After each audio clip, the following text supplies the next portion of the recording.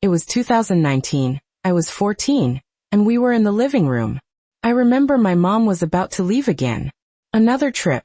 A suitcase was already packed, leaning against the wall by the door, like a sign that she was going to disappear for a few days. She said something, I think a quick, "I'll be back," or something like that, from inside the room, and then went out into the hall. I just stayed there, not moving, like I'd become part of the couch. My younger siblings, Lucas and Sophia, were sprawled on the rug, lost in the noise of toy cars and the voices they made up for their games. They were 7 and 5, respectively. For about 2 years already, most of the responsibility for them had fallen on me. I was the oldest, the second mom, as they called it. School events, like that science fair everyone was excited about, I didn't even go to anymore. I stayed behind, taking care of them. My friends drifted away, of course. How could I explain that I couldn't go out because I had to give Lucas a bath or make Sophia's dinner? My routine boiled down to this house, this responsibility. Friday had become my limit. The day I knew for sure she'd disappear again, leaving everything to me. It was like the weekend was just mine, my responsibility. I walked slowly to the door. She was already in the car. I could hear it start outside.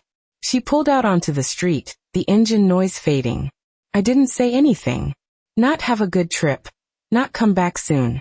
I just stood there, watching her car get smaller and smaller until it disappeared from view, turning the corner. It felt like emptiness.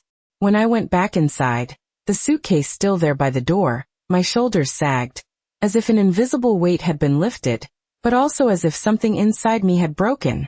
In that exact moment, standing there in the living room with my brothers playing, I made a decision. I wasn't going to do this anymore. Enough. From then on, things had to be different. It went on like that for another 4 crazy years, you know?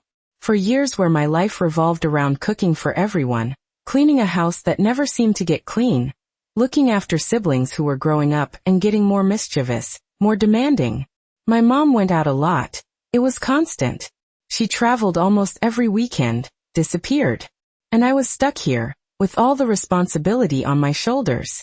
She always had the same story. It was work, she needed to rest, she was exhausted. We know how it is, right? The exhaustion of someone who works outside the home. But then, I started to get suspicious. Really suspicious. It was right around the time we started using our phones more, social media. My whole generation was there, connected, sharing everything. Every bit of news, every moment, every drama. It was our way of communicating, of seeing ourselves in the world. And it was in that sea of information that the truth started to emerge, little by little, but undeniably. I found out the truth. She had a secret Instagram account. One of those where no one tags you, no one finds you unless you want them to. It was a private profile with very few followers, and they all seemed to be people from her inner circle, the kind who don't question anything. The account was just photos of her. There were about 89 posts, all showing a life I didn't see at home. There were pictures of her at popular parties, in clothes I'd never seen, surrounded by people I didn't know, many of them men, all with big smiles and knowing glances. There were photos in fancy restaurants, with dishes I only saw on TV, with wine glasses she never bought for the house. There were photos of her traveling to various places, European cities, paradise beaches, landscapes I only knew from magazines. She was always dressed up, made up, with a smile on her face that I rarely saw when she was with me and my brothers. She seemed like another person, a version of herself she hid from us. A free, happy version, completely detached from the reality she imposed on us. At first, I was confused, kind of shocked, not understanding how it was possible. How could the woman who complained about being extremely tired, who said she had no time for anything, who could barely keep the house in order, be the same person in those photos? But then I started connecting the dots. The dates of the trips she said were for work, the nights she claimed she was too exhausted to come home, the flimsy excuses to go out on weekends, everything fit perfectly with the posts. The times matched up exactly. The post dates were always on Friday, Saturday nights, and sometimes even Sunday, precisely on the days I was home alone, taking care of the kids. I remember the younger ones crying a lot on those nights.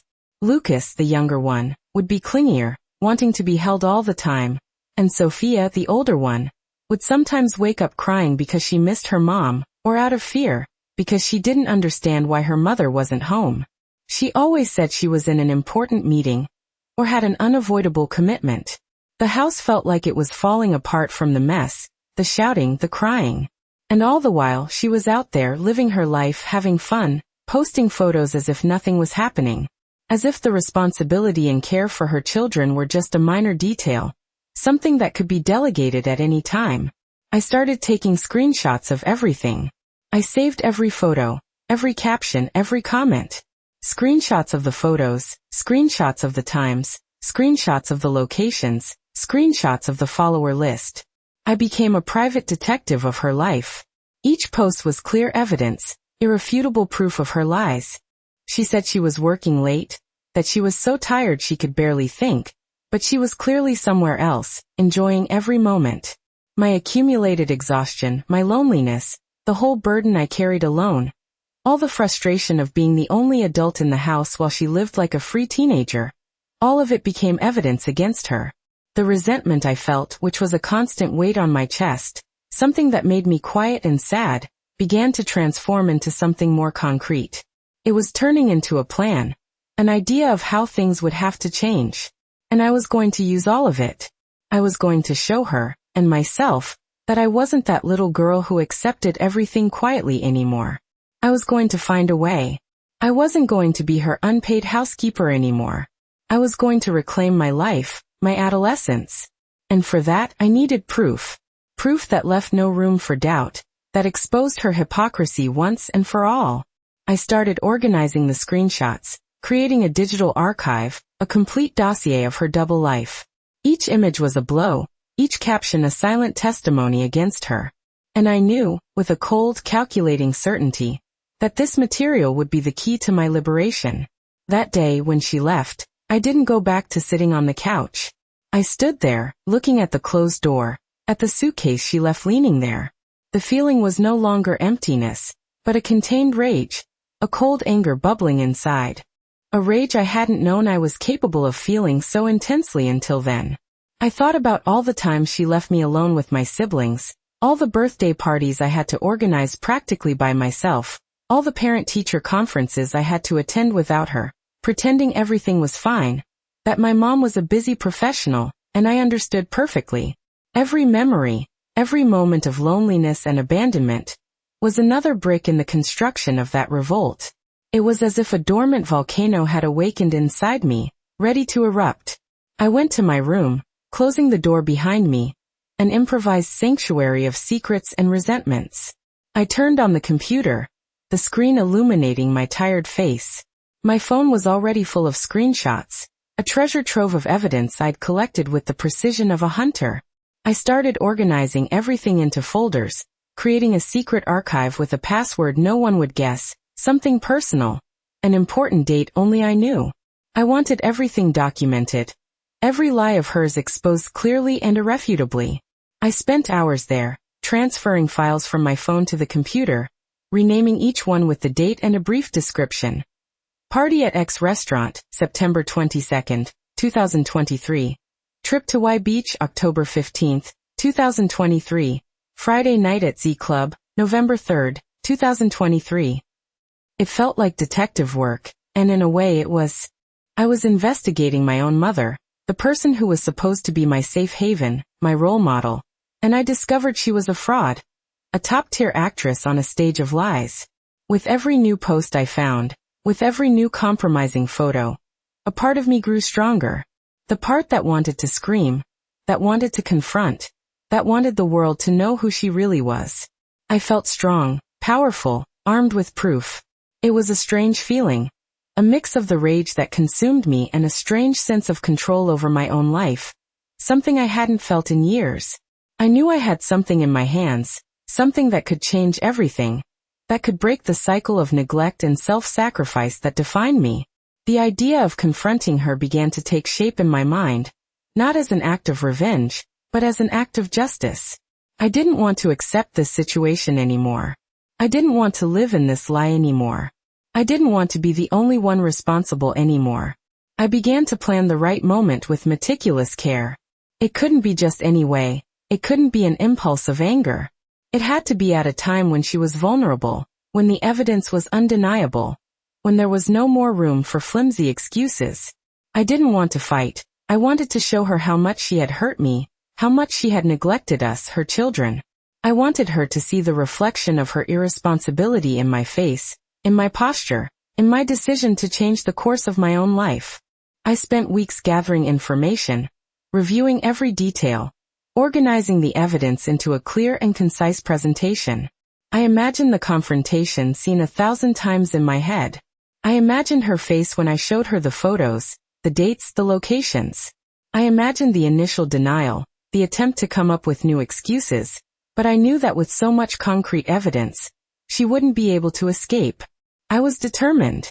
I wasn't going to let her use me as a babysitter while she lived her life anymore. I deserved more. My siblings deserved more. They deserved to have a present mother, even if that mother was flawed, but who was there? And I deserved the chance to just be a teenager, to have friends, to go out, to live my life. That's when I decided. I would wait for her next work trip. It would be the perfect moment. I would be alone at home with the kids, and she would be away, living her life, probably posting photos somewhere exotic or trendy. It would be the height of hypocrisy, and it would be time to expose everything, to throw a bucket of cold water on the perfect life she created online. I started preparing myself mentally, rehearsing what I would say, organizing the files so everything was accessible on my computer, ready to be shown. The anger turned into a plan, and the plan into a mission to reclaim my life and my dignity.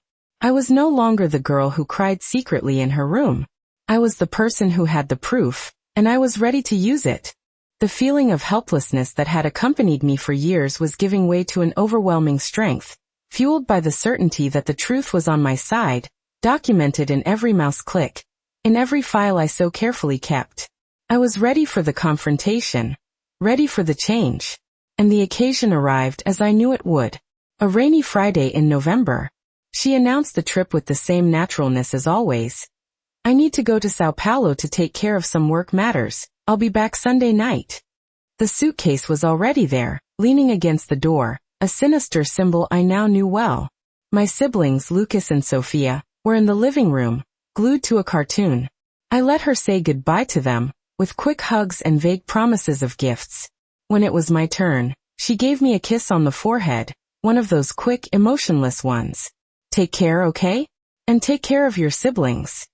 I just nodded, a lump forming in my throat, but it wasn't sadness. It was anticipation, determination. As soon as the sound of her car faded, I stood up. The little ones didn't even notice. I grabbed my laptop, my heart beating a little faster, but it wasn't fear. It was adrenaline. I opened the folder with the files I had prepared so carefully. The rain was hitting the window, creating an almost cinematic atmosphere for the moment I knew would be decisive. I looked at my siblings, so innocent, so oblivious to the whole web of lies that surrounded them. It was for them, too, that I had to do this. Hours later, it was already night. She sent a message. Got here safe, I'll call you tomorrow. Kisses. I replied with a simple, okay. The rain outside had lessened, but the storm inside me was just beginning. I knew she was probably somewhere trendy, drinking, laughing, living the life she thought she deserved, while I was here, taking care of what was her responsibility. The idea of confronting her right there, at that moment of complete disconnection, seemed even more potent. I picked up my phone. I opened Instagram, and went straight to her secret account. I started sending the photos, one by one, to her private chat. I didn't write anything, no words. Just the images. The first was of her at a party, smiling, with a drink in her hand. Then a photo of her at an expensive restaurant. Then the landscape of a European city. She said she was visiting for work. I sent the photos in sequence, like a carousel of raw truths, letting the images speak for themselves. I waited. The silence on the other end was deafening. I could imagine her confusion, her surprise, the panic starting to set in. With every minute that passed, my anxiety increased, but so did my conviction. I was doing the right thing. Then the reply came. What is this? A short, evasive question. I replied immediately. You know very well what this is. A tense silence followed. I could feel her mind working frantically, trying to find a way out, an excuse. She must have been thinking of a million possible scenarios, but none of them would include the fact that I had discovered everything. Where did you get these photos? She asked, the tone of the message already indicating a certain desperation. I took a deep breath. It was time. I typed calmly, each word weighing its value. From your secret account, Mom. The one you think nobody knows about. The one that shows the life you lead while I take care of your kids, while I do your job. The silence that followed was the longest. I knew she was reading, rereading, absorbing the shock. I could almost feel her energy on the other side of the screen. A mix of anger, shame, and maybe, just maybe, a hint of conscientia. Suddenly a call. I hung up. She called again. I hung up again. I didn't want to hear her excuses live yet. I wanted her to feel the pressure, the powerlessness she had made me feel for years. Finally, she sent an audio message. Her voice was choked, trying to sound calm, but failing miserably. Honey, we need to talk. This isn't what it looks like. I can explain everything. I couldn't take it. I put the phone down. I went to the kitchen, made a glass of water, and returned to the living room. I sat on the floor near my siblings, who were already asleep on the couch, lulled by the cartoon that had ended hours ago. I looked at the laptop, at the photos, and then at the phone. Her call was still there, vibrating on the screen. I took a deep breath, gathered all the courage I had, and answered. Mom, I said, my voice firm, surprisingly calm. We need to talk. And you're going to listen to me. The confrontation was just beginning. The conversation that followed was long, tense, and painful. It wasn't an explosive confrontation like I imagined, but a drawn-out dialogue of confessions and justifications. She did try to explain. She talked about the pressure of work, about loneliness, about the difficulty of balancing everything.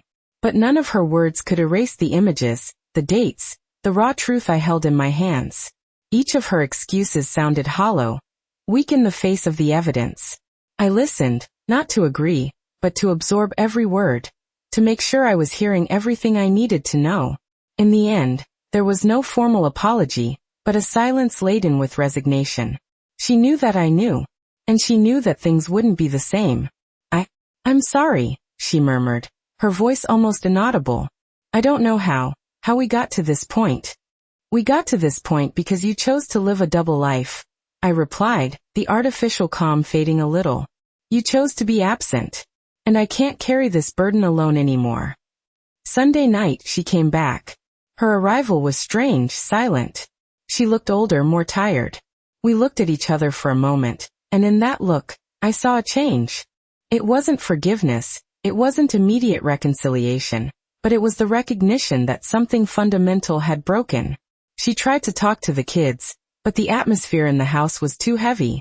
In the days and weeks that followed, things changed. She didn't travel as frequently anymore.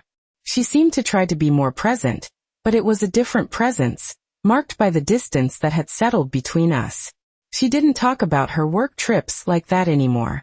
Sometimes I saw her look at me, a mixture of apprehension and perhaps reluctant respect in her eyes.